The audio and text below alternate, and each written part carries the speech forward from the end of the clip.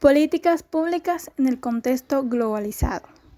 Las integrantes son Keini Torres, Dora Caldera, Ángela Ruiz, Verónica Hernández, Lisette Monterrosa y Daniela Paredes. Revisión teórica de las políticas públicas. Conceptualización de la política pública. Conceptualizar las políticas públicas es una dificultad semántica en la que coinciden varios autores, tales como Uribe Martínez, Hernández y Egea Mendoza. Uribe Martínez asegura que la política puede ser entendida como el gobierno de las sociedades humanas, término que se asocia a polity en inglés y que para Egea Mendoza alude a la noción del Estado como configuración jurídico-política en un territorio determinado, definido por Hernández como la esfera político-decisional ciudadana. Uribe Martínez explica que la política es entendida como la lucha organizada por el control del poder, término que Egea Mendoza define como un proceso de negociación y ejercicio de poder, y que Hernández explica como la actividad política de ejercicio del poder. Finalmente, en consenso, se identifica la política como propósito y programa de autoridad pública, término que hace referencia a la política pública. En la misma tendencia, la complejidad terminológica de las políticas públicas, es explicado por Mejía Jiménez, quien dividió los vocablos para facilitar la comprensión conceptual de este término. Acudiendo a Müller, de 1994, manifiesta que la política es un término polisémico que se refiere a la actividad política, las esferas políticas y a la acción política. A la actividad política asocia las relaciones entre partidos políticos y obtención de puestos políticos. A la esfera política relaciona la necesidad de diferenciar la sociedad civil y el escenario político, y a la acción política vincula los dispositivos y administrativos coordinados alrededor de objetivos comunes. Continuando, Tachin explica que las políticas públicas en la década de los 20 superaron su explicación desde diagramas organizativos, dando paso a los estudios sobre cómo operaban los individuos y las instituciones, acogiendo preocupaciones como los contenidos públicos y el bienestar. Posteriormente, las preocupaciones sobre las políticas públicas cambiaron a la mitad del siglo XX, desde el cual se hace más visible el progreso en las etapas que han concentrado los estudios sobre esta categoría. Enfoques de las políticas públicas. Existe una diversidad de teorías que pretende explicar el cambio y desarrollo de las políticas públicas, como en general todas las ciencias sociales. En el caso de las políticas públicas, el análisis se sustenta en diferentes perspectivas teóricas y epistemológicas sobre las que se configuran los enfoques de estudio. Estos diversos desarrollos teóricos han intentado explicar adecuadamente los procesos de cambio en la política, lo que es una tarea difícil si consideramos la naturaleza compleja del fenómeno, debido a que hay diversas fuentes del cambio, también por la cantidad de participantes y por la multidimensionalidad de las variables. Y por último, por la interacción entre los factores que influyen en el proceso. En el caso de las políticas públicas, son diversos los enfoques de análisis, como lo son los enfoques basados en las variables o factores, como primero encontramos el institucionalismo y nuevo institucionalismo. Uno de los principales enfoques de análisis es el institucionalismo, que otorga importancia a las reglas, los procedimientos y las organizaciones formales del sistema político. El foco de estudio de este son las instituciones en términos de la efectividad de su funcionamiento y su incidencia en la regulación de la conducta de los ciudadanos.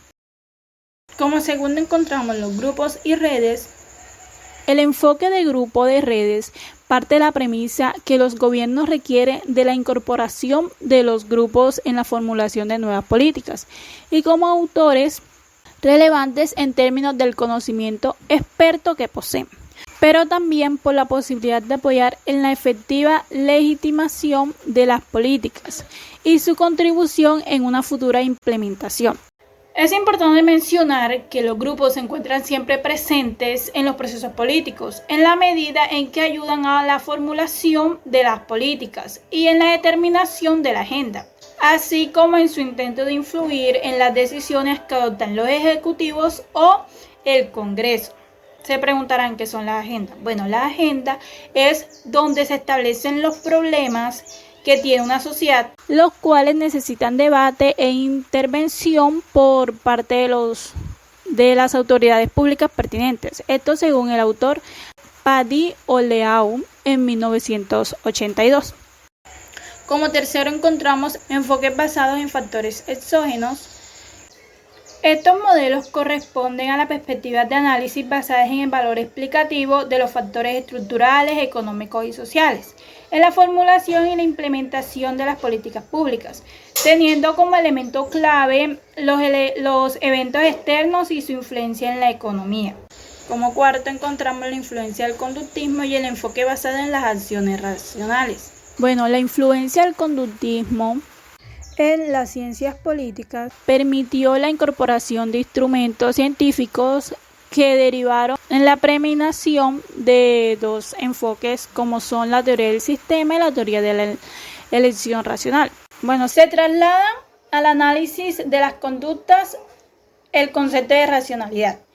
Y de esta forma el proceso de toma de decisiones se explica en la medida en que las personas actúan y eligen de acuerdo a sus metas. Por lo tanto, la conducta tiene una intencionalidad definida. Y por último, encontramos los enfoques basados en las ideas. Las ideas son elementos fundamentales en el proceso político, porque son las que dan sentido al mundo y dan cuenta a su evolución.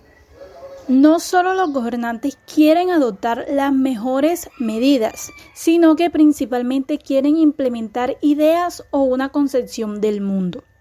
Historias de las políticas públicas. Bueno, ahora conoceremos la historia sobre las políticas públicas a través de una línea de tiempo.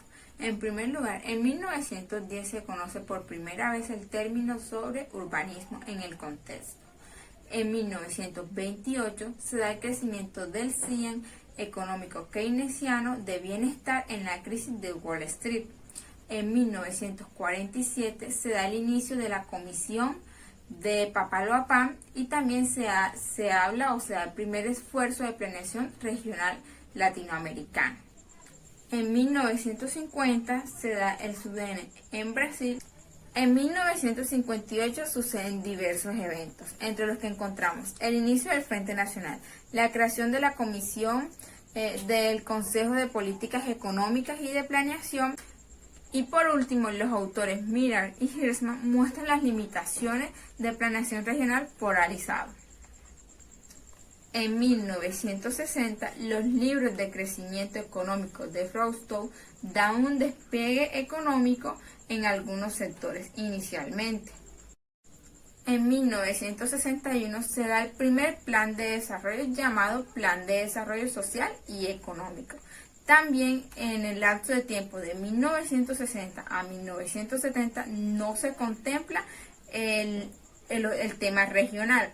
Y en ese mismo tiempo se da el fortalecimiento de las políticas de sustitución. También se da el informe operacional en Colombia sobre la aceleración de la organización de la industrialización por medio de la tecnificación de la agricultura. En 1963 se da la creación de la Junta Monetaria.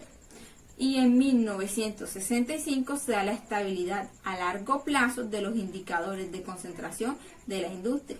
Mi nombre es Lisa Monterrosa y pues yo les voy a seguir relatando la línea de tiempo.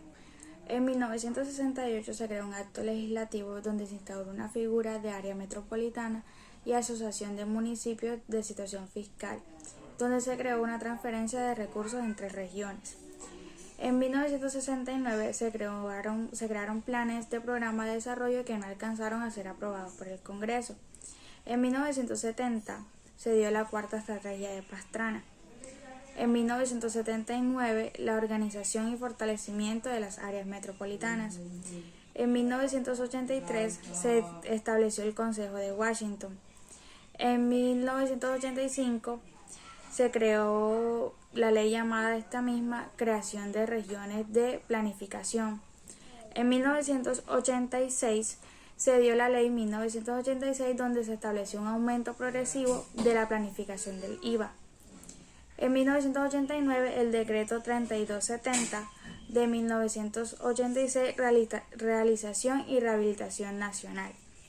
En 1970 la ley 03 del decreto 1220 y la ley 11 del decreto 1333 de 1986 donde se promueve la participación comunitaria. En 1988 se dio la elección popular.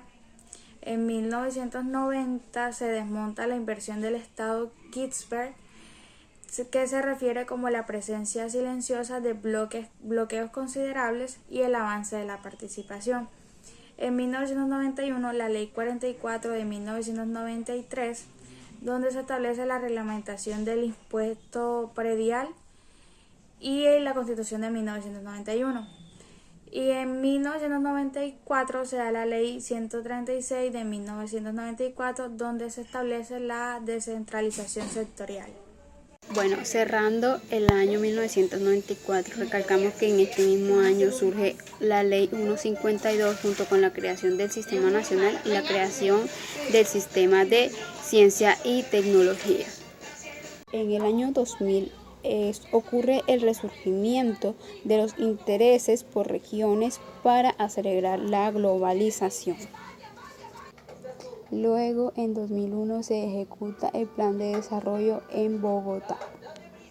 En 2007 surge una cultura mucho más activa y muy consciente de los problemas que los rodeaban. Luego, en 2004 se deseaba una ciudad construida colectivamente. Para 2008, las autoridades políticas administrativas grupales crearon objetivos que conllevaran algún beneficio. En este mismo año partieron de los recursos personales como la fuerza, el dinero, la información, el consenso y entre otros para las reglas institucionales generales e institucionales específicas, contenidos de la misma. En 2010, Monero Miguel Domínguez ubica a la participación entre las directrices decisionales de las políticas orientadas a la ordenación sostenible de los territorios. En 2012, la Comisión de Política Gubernamental en materia de derechos humanos aprobó el proyecto de Programa Nacional de Educación en Derechos Humanos que contempla entre sus ejes las difusiones e investigaciones en educación en derechos humanos, metodologías, experiencias, resultados, evaluaciones, impactos, herramientas necesarias para su accesibilidad, defensa respecto a los derechos humanos. Para 2017 y la actualidad 2021 se establecieron las definiciones de los lineamientos de los planes estratégicos, los cuales dependieron del énfasis en visibilidad de la situación de grupos en una situación histórica de discriminación. Para concluir, se puede decir que el análisis de las políticas estaba explícitamente orientado a los procesos sociales en los cuales interviene el gobierno y a la mejora de su proceso de solución, lo que condujo a un intento de valorar la política pública por los resultados como productos de las economías en las decisiones generadas por las introducciones de aplicativos científicos en la toma de decisiones, lo cual fue dicho por Laxwell 1971. Esperamos que nuestra presentación le haya sido de mucha utilidad. Gracias por la atención prestada.